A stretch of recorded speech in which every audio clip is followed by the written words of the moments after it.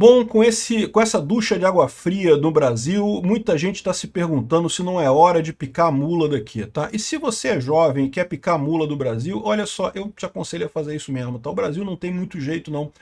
O histórico do Brasil não é uma coisa muito bacana, mas é também, se você prefere ficar aqui, também não é uma alternativa ruim. Eu vou explicar para vocês por quê, né? A Revista Oeste está colocando aqui o Brasil que fica e o Brasil que vai, né? Com esse desânimo aí da Lei Magnitsky, muita gente trouxe de volta a ideia de que, tá, já era o Brasil, vou começar a picar a mula daqui, vou começar a ir embora. E, de novo, né, eu não vou criticar quem pensa isso, eu mesmo tive a oportunidade de sair quando eu tinha ali meus 30 e poucos anos, devia ter ido, mas eu estava recém-casado, com um filho pequeno, aí eu falei, quer saber? Não, vai dar muito trabalho, muita dor de cabeça viajar para fora do país. A melhor hora para você é quando você é jovem, antes de você ter filhos. Ter filho depois fica mais complicado. Não é que seja impossível, né? Mas filho fica mais complicado, né? O processo de mudar uma família é muito mais complicado que o processo de mudar uma pessoa solteira para lá, né? Mas enfim, vamos ver o que tem de perspectiva aqui, porque eu quero ligar isso com uma palestra que eu vou dar daqui a pouquinho na Narcablu, tá?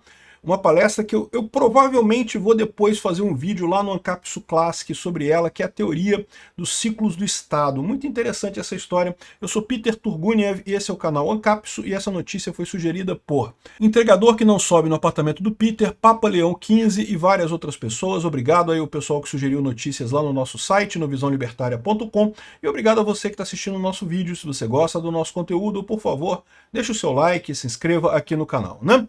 Então tá aqui, ó, a coluna da Revista Oeste faz o seguinte: o Brasil que fica, o Brasil que sai. O número de brasileiros vivendo em outros países cresceu 150% em 25 anos, quase mais do que dobrou, né? Dobrou e mais um tanto nos últimos anos. Mais do que lamentar a fuga de talentos, é preciso reconstruir o ambiente onde vale a pena ficar. E, de novo, eu vou falar um negócio para vocês, o Brasil não é tão ruim assim, tá? O Brasil tem seus lados positivos, né? O Brasil tem uma cultura realmente muito boa. No final das contas, o que as pessoas buscam quando querem um lugar para morar é justamente você ter alguma segurança, você ter capacidade de prosperar, você ter um ambiente amigável e coisa e tal. Então, aí varia muito de pessoa para pessoa. É difícil dizer o que vai priorizar a pessoa a ficar num lugar, né? Eu deixo claro para todo mundo que eu pretendo ficar aqui no Rio de Janeiro mesmo, porque não que eu acho que o Brasil vai ser resolvido, que a coisa vai resolver, mas a verdade é que eu já estou velho, já tô daqui, a próxima etapa já é a morte, então meio que não faz muito sentido. Depois velho, vocês vão aprender isso quando vocês ficarem velhos. Você fica pegado nas coisas. Eu estou acostumado a sair daqui e ir lá no aterro do Flamengo, na praia, e eu não quero mais ficar viajando, mudando de casa, isso... Não, viajar eu topo, viajar para passear eu topo, mas viajar para mudar de país, não, né? E aí, eles falam aqui o seguinte: durante mais de um século o Brasil foi um dos maiores receptores de imigrantes, né? Chegaram ao Brasil entre 1820 e 1930 mais de 5 milhões de pessoas vindas da Europa, italianos e coisa e tal. E no final das contas agora se reverteu esse fluxo e o pessoal sai do Brasil. E aí, veja, o Brasil não mudou, o Brasil continua no mesmo lugar, assim, um lugar pobre, já era pobre naquela época, continua pobre hoje, um lugar com uma segurança imperfeita, é verdade, tinha problemas de segurança naquela época, tinha problemas de segurança, tem problemas de segurança agora, é verdade, tem algumas diferenças, naquela época a questão das doenças aqui no Brasil eram muito críticas, né? Você tinha um problema de mosquitos e doenças no Brasil muito sério, que hoje em dia é um problema menor, mas outros problemas pioraram, né? Por exemplo, a questão de impostos e coisa e tal. E o que está acontecendo é que muita gente está saindo do Brasil. A maior parte está indo para os Estados Unidos, uma parte está indo para Portugal. E, bom, é lógico que tem outros países por aí, e isso gera um problema pelo seguinte: qual que é o problema que gera o pessoal sair do Brasil? O pessoal pode falar assim: não, vai mesmo, eu não gosto de você bolsonarista, sai do Brasil mesmo. O problema é que quem sai, meu amigo, é quem pode sair. E quem pode sair, tipicamente, é o pessoal mais inteligente, é o pessoal que tem capacidade de arrumar emprego, é o pessoal que faz falta aqui, né? O pessoal que tem dinheiro, o pessoal que tem... Cara, milionário é importante para uma economia, cara. Tem que ter alguém para botar dinheiro na porra, para investir em novas empresas e coisa e tal. Se os milionários começam a meter o pé daqui, é ruim para o Brasil. Esse pessoal que tem que acha ruim milionário, acha ruim bilionário, eu já falei para vocês, não compactuo com isso não. O bilionário, desde que ele tenha conseguido o dinheiro dele sem roubar os outros, você tenha conseguido dinheiro com um bom produto, um bom serviço e coisa e tal, pô, parabéns para ele, não quero mais que ele continue por aí. O problema é esse, né? Com o pessoal saindo do Brasil, sai quem tem possibilidade. Fica o pessoal do Bolsa Família. O pessoal do Bolsa Família não vai migrar. Por que o pessoal do Bolsa Família vai migrar? né? Não consegue, mal consegue viver aqui no Brasil, vai sair para outro país, né? Então esse é o problema do chamado brain drain, né? O dreno de cérebros, né? O pessoal mais qualificado do Brasil acaba metendo o pé.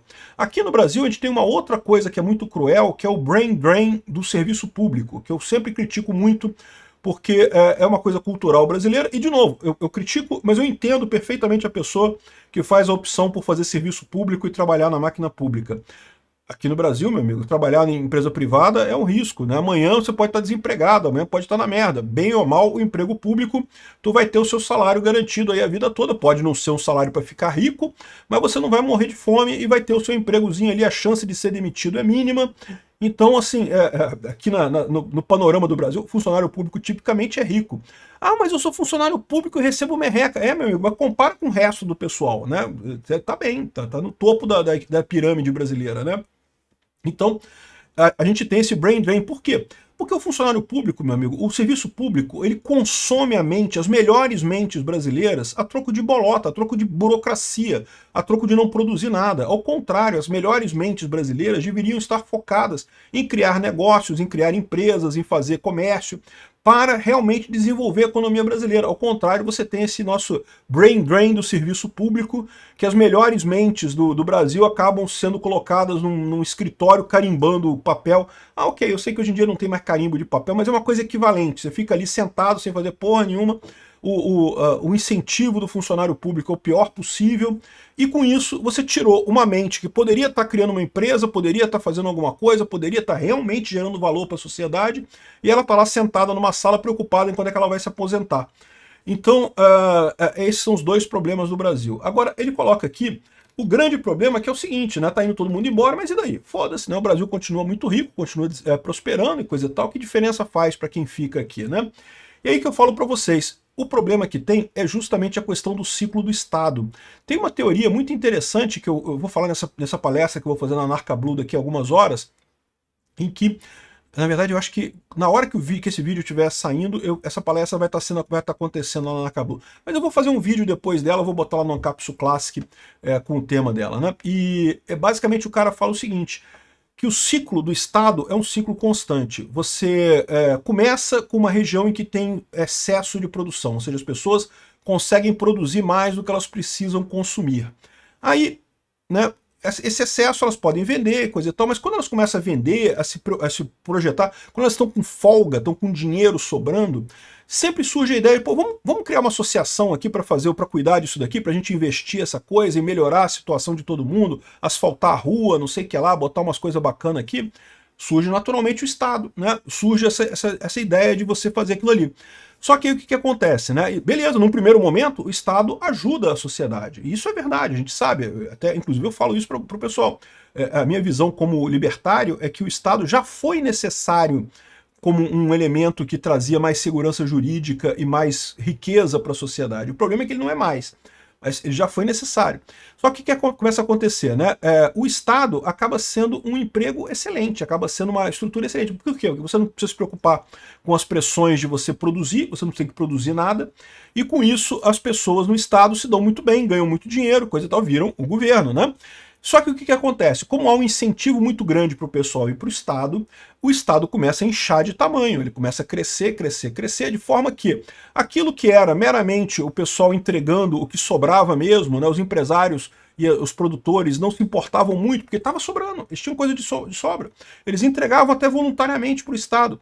Aquilo começa a se transformar numa coleta, né? Não, tem que pagar imposto aí, meu amigo, não tem esse negócio não. Você concordou, você assinou aqui a Constituição, não sei o que lá, né? Embora ninguém tenha assinado a Constituição, mas né, tu tem que pagar o imposto aí no final das contas, né? E daí o Estado começa a fazer isso, e daí começa a pesar sobre a parte produtiva da sociedade, ao ponto que, em algum momento, a parte produtiva da sociedade começa a falhar.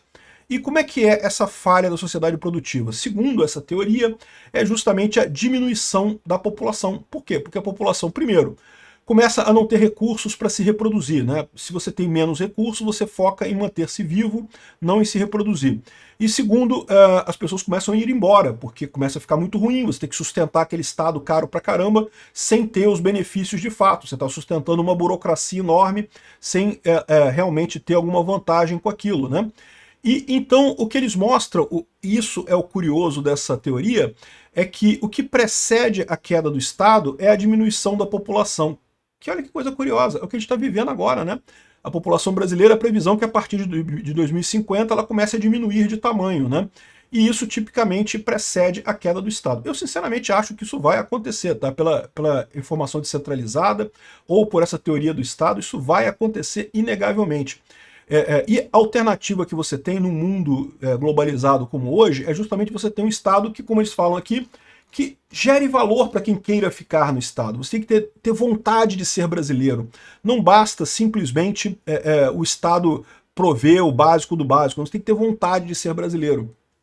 E reconstruir um ambiente onde vale a pena ficar. Só que esse ambiente é justamente um ambiente em que o Estado é pequeno. O Estado não pesa no bolso de quem produz, né? Então, é o que acontece aqui, ó. Nau sem rumo. O pessoal está falando aqui sobre o país que cresce 45% da população, vive de benefícios sociais pagos pelo imposto tirado de todos. O crescimento é impossível. O Brasil gastava 90 bilhões de reais em benefício em 2019, agora são 285 bilhões. Ou seja, simplesmente é caro demais. E, de novo, a tendência não é diminuir, a tendência é aumentar, porque os prefeitos, os presidentes, querem sempre se reeleger, querem sempre criar novas medidas para dar mais dinheiro para os pobres, porque é o voto mais barato, e daí tiram mais dinheiro dos ricos. Só que como que os ricos retornam? Como que as pessoas retornam, se defendem disso daqui? Elas não se defendem brigando com o Estado. É muito difícil derrubar o Estado na unha, fazer golpe, isso não funciona. As pessoas se defendem, ó, metendo o pé daqui. E daí você tem essa situação, no final das contas, em que você começa a ter uma diminuição das pessoas no Brasil, o que leva, inevitavelmente, a um colapso. Eu sempre disse que é impossível derrubar o Estado, diminuir o tamanho do Estado. Assim, a chance do Estado sobreviver é ele diminuir de tamanho, mas é quase que impossível. É o que a gente viu com o Bolsonaro. O Bolsonaro estava diminuindo o tamanho do Estado. O sistema se voltou contra ele com uma força enorme, porque não pode, tem que ser Estado grande, não sei o que lá. E aí, o Estado voltou a crescer lindamente, está indo caminhando em direção ao colapso. Colapso porque o pessoal vai fazer golpe, coisa e tal. Não, colapso porque vai colapsar mesmo, não vai ter mais nenhuma força institucional, ninguém mais vai levar a sério, ninguém mais vai acreditar. E aí, pronto, na primeira crise que tiver maiorzinha, o Estado vai embora. Isso pode parecer uma coisa muito nova, mas se você vê a história da humanidade, tem inúmeros exemplos disso acontecendo ao longo da história, né? Em lugares isolados e de forma sistêmica, em vários lugares ao mesmo tempo, né? Então é isso daí. Eu não pretendo ir embora do Brasil, não. Acho que eu vou ficar por aqui. Vamos ver como é que vai ser a próxima eleição. E aqui, ó, aumento de impostos bate recorde histórico. Tudo leva a crer que a gente está indo exatamente para a situação de colapso do governo brasileiro, com a moeda real não valendo mais nada, o governo endividado até o talo, partindo para confisco de bens das pessoas, perdendo mais confiança ainda. A galera, quem puder ir embora, mete o pé e vai embora, é menos ruim do que ficar aqui nessa tragédia, mas no final das contas, depois disso, vem o Ancapistão. Eu acho que o Ancapistão veio para ficar, porque justamente não é mais necessário Estado para fazer aquele acordo que originalmente era necessário, que que levou a surgir o Estado no primeiro momento, né? Talvez a gente esteja perto do último colapso estatal aí da história. Obrigado por assistir nosso vídeo até o final. Tem alguns links para você nos ajudar aí na tela e também na descrição desse vídeo. Contribua com o nosso projeto.